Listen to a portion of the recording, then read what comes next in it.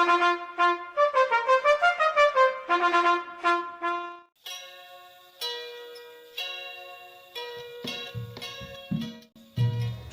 Aleihim, jumpa lagi dengan Renungan Harian GKI Kuitang.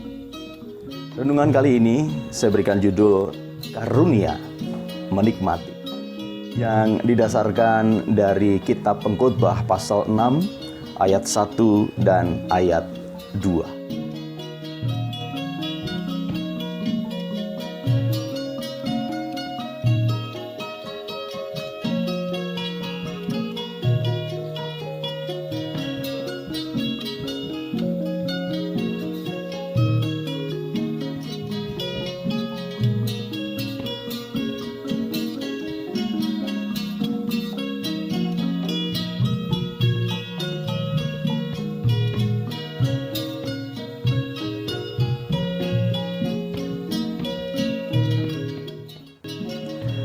Salah seorang pemimpin di sebuah negara di wilayah Afrika Utara pernah disebut sebagai salah seorang terkaya di dunia.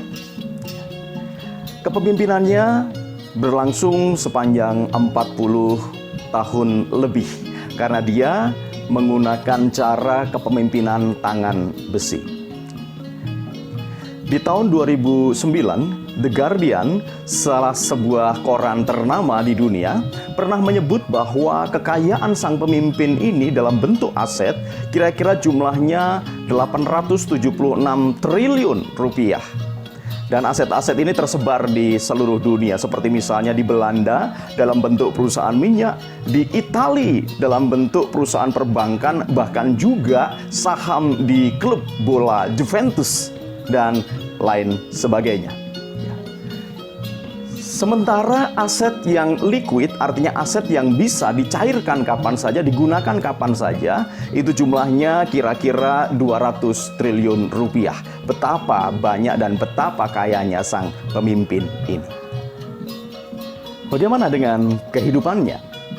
Selama dia memegang tampuk kepemimpinan lebih dari 40 tahun itu, dia hampir selalu menghadapi berbagai macam usaha-usaha kudeta yang dilakukan oleh lawan-lawan politiknya.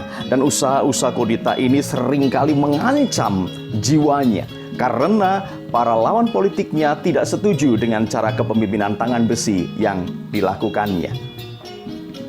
Tidak jarang dia harus bersembunyi dari bunker satu ke bunker yang lainnya untuk menghindari percobaan-percobaan pembunuhan yang dilakukan oleh banyak orang yang tidak setuju dengan cara kepemimpinannya tersebut. Tidak jarang juga dia harus lari ke sebuah gua dan bersembunyi di sana beberapa saat.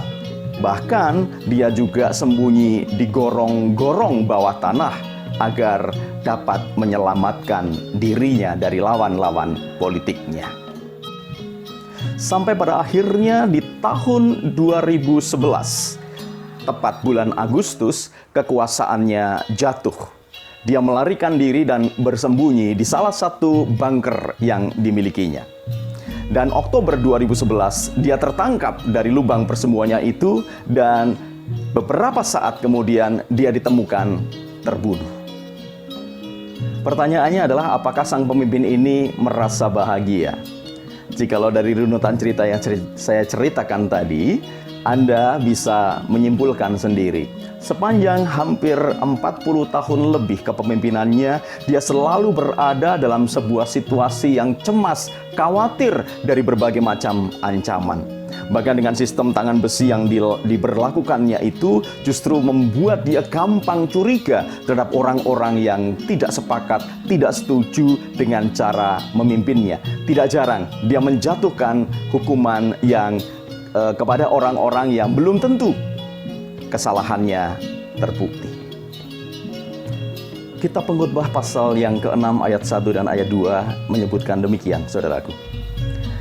Ada suatu kemalangan yang telah kulihat di bawah matahari, yang sangat menekan manusia. Orang yang dikaruniai Allah kekayaan, harta benda, dan kemuliaan, sehingga ia tidak kekurangan suatu pun yang diingininya.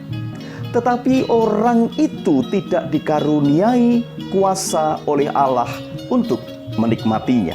melainkan orang lain yang menikmatinya. Inilah kesia-siaan dan penderitaan yang pahit.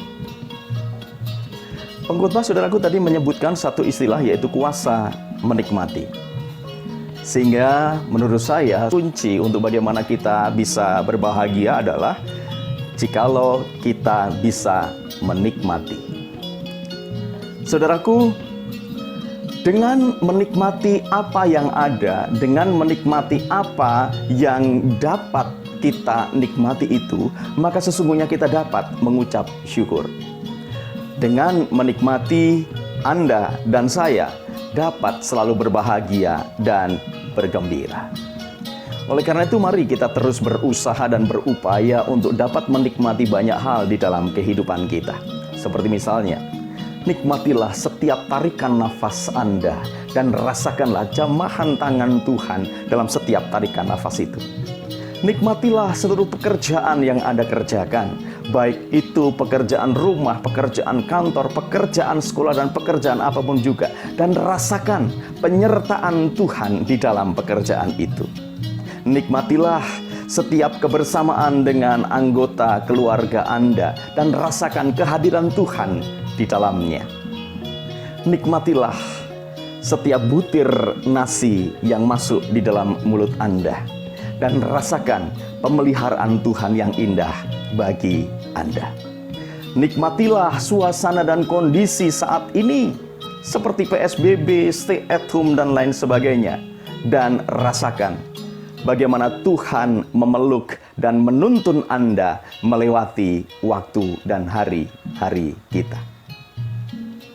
Dengan demikian, niscaya bahwa Anda dan saya dapat menjalani kehidupan dan waktu ini dengan penuh rasa syukur dan penuh kebahagiaan. Selamat menikmati dan selamat berjuang. Tuhan Yesus memberkati. Salam guru dan keluarga.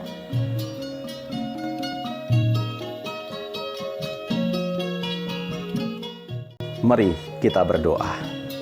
Terima kasih Tuhan Yesus, Engkau mengingatkan kami untuk kami dapat menikmati banyak hal di dalam kehidupan kami. Terberkatilah setiap orang yang mampu menikmati segala hal yang boleh dijumpainya di dalam hidupnya. Sebab dengan demikian kami dapat menjadi orang-orang yang selalu bersyukur dan berbahagia. Di dalam nama Tuhan Yesus Kristus. Amin.